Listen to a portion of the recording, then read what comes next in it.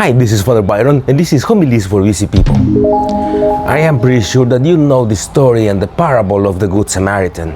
We all are familiar with the story that Jesus tells us about this person who was going down from Jerusalem to Jericho, and on the road he gets robbed and he gets punched and beat and stripped of his clothes and left on the road to die.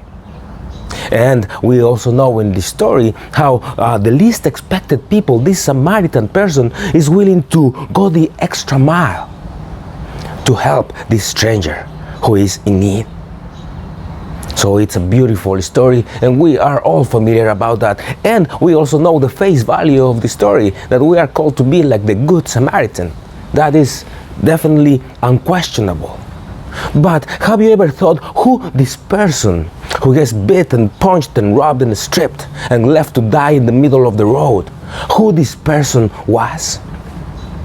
It's amazing that this person has no name, that we don't know much about this person. Maybe, and just maybe because Jesus wants to leave this person's name and identity open. Because God knows. Because God knows that you and I sometimes fall victim of the circumstances.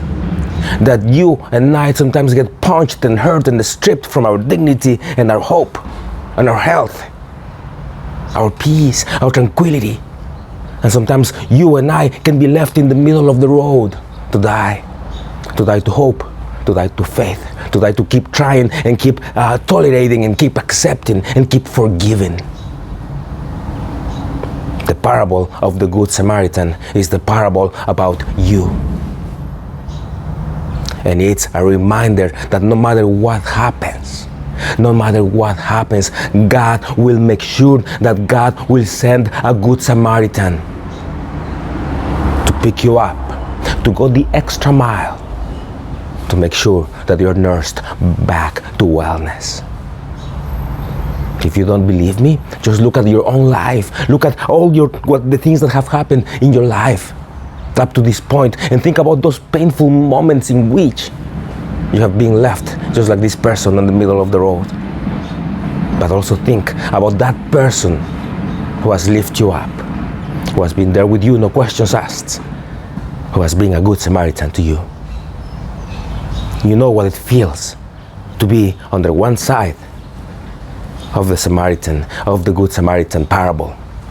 Now let us ask God for the strength and the courage to also be on the other side.